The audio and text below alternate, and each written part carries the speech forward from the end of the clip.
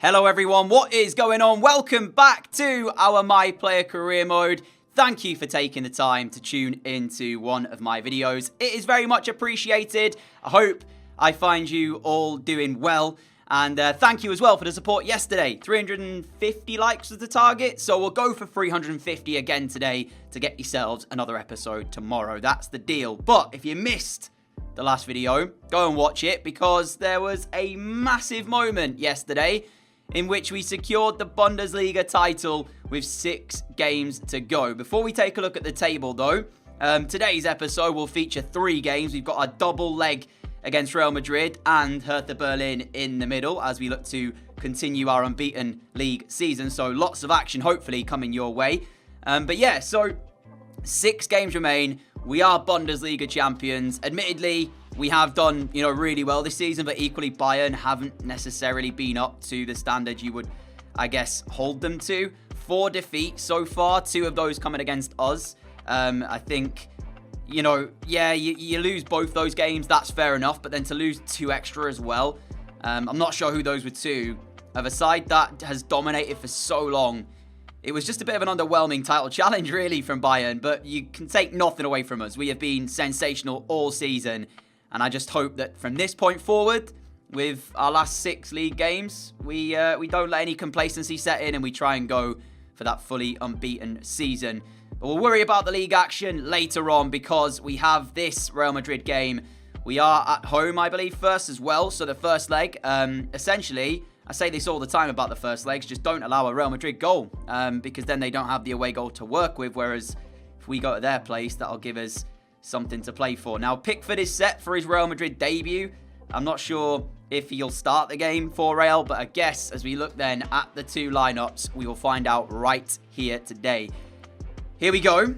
We've got Berkey in goal, Klosterman, Tapsoba, Hintega, Correa, myself, Chan, Palacios, Llorente, Haaland, Sancho. On the flip side, it's a 4-3-3 from Real. Courtois starts in goal, so not Pickford. Mendy, Soyuncu, Matip, Pereira. Quite surprised by the 2 central defenders they have at Real Madrid. Thiago, Ødegaard and Casemiro in the midfield is a very strong midfield 3 though. Asensio, Rodrigo and Jonathan David as well is a top tier front 3. So really it's their defence. Their defence is looking like their weak point, whereas it's our attack that's our strength. So yeah, Real might be in for a very tough afternoon here, especially with the home advantage. Let's see how this one goes then. I'm excited. Hopefully you are as well. Sit back, relax and enjoy. Interestingly enough, both sides kind of struggling to get through their last round because we required away goals to beat the other Madrid side in Atletico, whereas Real relied on penalties. So, for all the quality that both sides have got, it's been a very quiet first half of football. And maybe that's just nerves or not wanting to make too many mistakes. That's a brilliant ball through to Rodrigo and a big save from Berkey to deny Real a massive goal. Rodrigo found himself in space and probably had a bit too much time there, if he's been honest. Maybe should have scored. In fact, should have scored. Seconds left of the first half here, and the best and only chance, really, of the first 45 falling the way of Real Madrid and Rodrigo. But as we do go into half-time, the score is 0-0, which favours us because, like I said, no away goal for Real, and I'll be happy with that. Sancho for Dortmund, through to the main man, and there he is! Haaland scores, Dortmund lead, and that is the first sight of goal that we have had, made by Sancho, scored by Haaland. And now is probably a good time to tell you that Real did not score a goal at all in their last 2 legs of their last round, so if that suggests anything, yeah, we might not be seeing too many goals over the course of the next 2 legs, but it might be the complete opposite. I mean, he's just so clinical in those positions, isn't he? You give him that one sight and he'll take it with both hands right into the bottom corner. It doesn't even matter if Pickford was in net, Courtois was in net. Neither one would save that. Oh my goodness, it's broke through for us really nicely. And it's 2 for Dortmund. Get in! This game has just been turned completely in our favour. And I honestly did not expect us to break through. You'll see here as an attempted pass from Llorente comes to us. We sort of half challenge and Pereira's just not strong enough in the challenge. We break through and when we're in that position, look at the composure. Courtois is a massive goalkeeper in terms of blocking most of that goal. But we just lifted over the top of him and we find Dortmund second. And now what must Real be thinking? They had a great chance through Rodrigo in the first half and now they're 2 down. First change of the game for our opponents then as they go to the bench looking for reinforcements. Vinicius Jr. on for Asensio. An interesting sub as well from Dortmund as Haaland has gone off and Mariano has come on. But yeah, with 27 minutes to go, I thought Haaland might have stayed out, but maybe that's just keeping one mind on the second leg. The boss must clearly feel the job is pretty much done here. And it will be if we get a third goal as Correa over the top to Mariano, who's in space. Oh, Mariano! Take a bow because the control is brilliant and the finish is exceptional. Dortmund 3, Real Madrid 0. And it actually goes through the legs of Courtois as well, just to add more insult to injury for Real. They've had a torrid time here at the Signal Iduna Park. The one thing you can say about this Dortmund side as well is that if you give them an inch, they'll take a mile. Because in the first half, Real did not do too much wrong. But all of a sudden, within a spell of 15, 20 minutes, the score's 3-0. And they're all but out of this tie. And it could get worse here if Luka Jovic can find the ball through to us. But in the end, they do deal with that potential attack. 12 minutes to go. And I wonder if they do manage to pull back an away goal. Essentially, I think that's what they need now. They need at least one just to give them even the slightest little bit of hope heading into that second leg. Real have themselves a free kick. 27 yards out. Casemiro looks like the player who's going to try this. And Casemiro's shot was always rising. And there's full time then from the Signal Iduna Park. Dortmund 3, Real Madrid 0. What a scoreline. What a result. I'll see you for the Hertha Berlin game. Let's have a look at both lineups then as we stick with our 3-1-4-2. But there is some changes to the side. Jovic comes in for Correa, Brandt in for Llorente. Jonathan Tah returns at centre-back and David Soria in between the sticks. For our opponents, a 4-1-2-1-2. You can see there's a lot of fitness issues though on both sides as well. So, yeah, take that into account. May see a fair amount of changes during the game. Early Dortmund corner, Sancho stood over it, sent it towards the edge of the penalty area this time. Bit of an interesting delivery. Luka Jovic wins a brilliant header though, and all of a sudden the ball's in the net. How about that for a Dortmund training ground move? Sancho to Jovic, heads it down, 2 touches, then we fire into the top left corner, the goalkeeper rooted. That was brilliant to watch, it really was. And that goal right there takes us to 17 goals for the season in the Bundesliga. Imagine if we could have over 20 assists and 20 goals in a single season. That would be pretty ridiculous, right?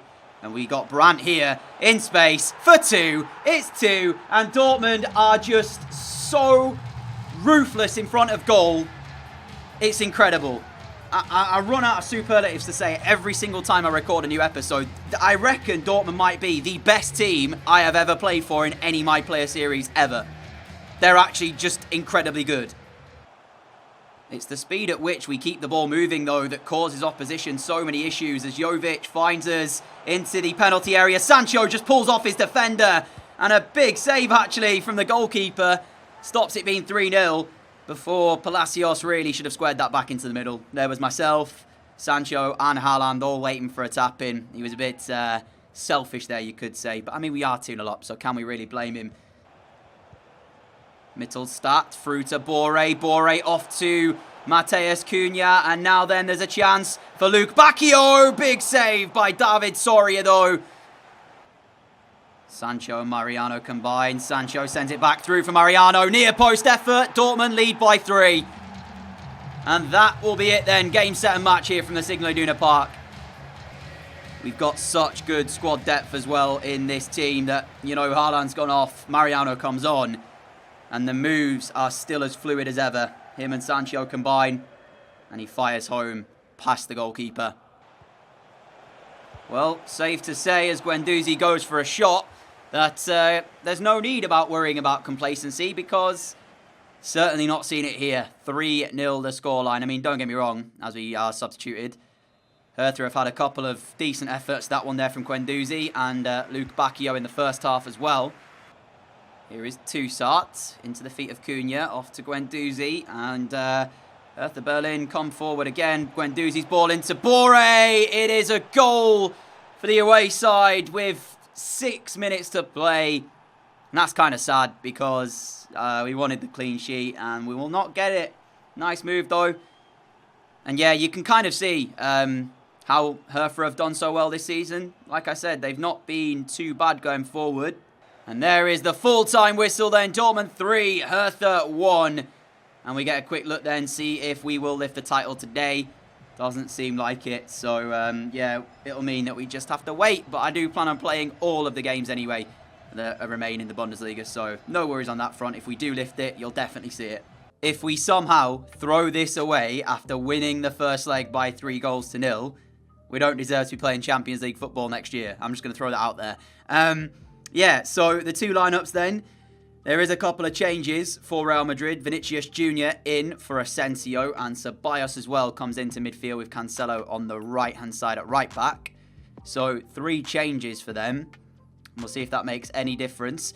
It was a close first half, but then that, as I said, the 20-minute spell where we just got on top and then scored 3 goals, changed the entire dynamic. And it means that we can kind of just sit back and relax, but you know us, you know that we want to go and win the game, and you can expect us to be going on the attack wherever possible.